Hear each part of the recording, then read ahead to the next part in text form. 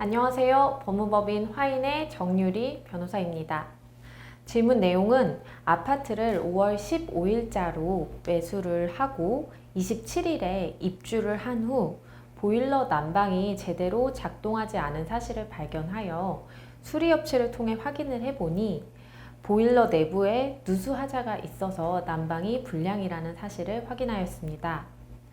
이에 난방 하자에 대한 보일러 교체 비용 약 80에서 90만 원 상당을 매도인에게 그 배상을 물을 수 있는지 여부입니다.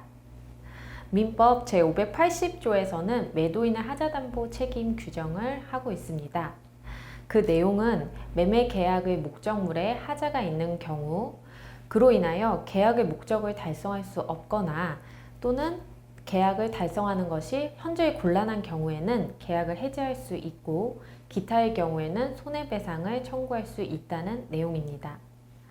여기에서 말하는 하자는 매매 계약에서 정한 내용과는 다른 구조적, 기능적 결함이 있거나 거래관념상 통상 목적물이 갖추어야 할 내구성이나 강도 등의 품질을 제대로 갖추지 못하여 목적물의 사용가치를 떨어뜨리는 결점을 의미합니다.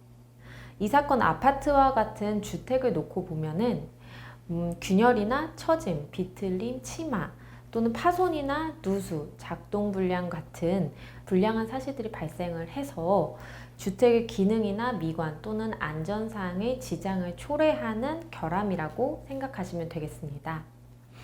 사안에서 보일러 내부 배관에 문제가 생겨서 누수가 발생을 해서 그로 인해 보일러를 사용하지 못한다는 것은 주택으로서의 목적물의 용도에 부합하지 않는 기능적인 결함이기 때문에 이는 매도인이 부담하는 하자의 범위에 포함된다고 하겠습니다. 그리고 하자의 존재는 목적물에 존재하는 위험 부담을 매도인에게 지우게 하고 위한 그러한 제도적인 취지가 있기 때문에 매매 계약이 성립된 후 인도할 때까지 하자가 발생하였다면 그에 대해서 매도인이 부담해야 하는 하자의 범위에 포함된다고 볼 수 있습니다.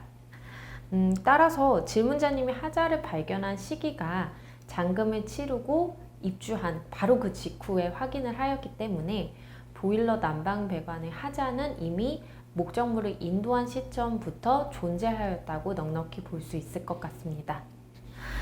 따라서 질문자님은 위와 같은 하자의 내용과 그리고 매도인의 하자담보 책임에 관한 규정을 적시한 내용 증명을 보내고 매도인에게 그 보수 비용을 배상할 것을 요구하시면 되겠습니다. 다만 사실상 80에서 90만 원 정도 되는 보수 비용을 위해 소송을 한다고 할 경우를 생각을 해보면 그 내가 받을 수 있는 비용과 그리고 소송을 위해 지출해야 하는 경비 등을 고려해 보시면 사실상 그 전자가 후자보다 크지 않기 때문에 이에 관해서는 소송을 진행하는 실익이 사실상 없을 수도 있습니다.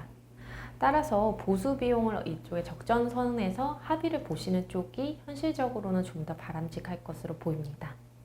이상으로 법무법인 화인의 정유리 변호사였습니다. 감사합니다.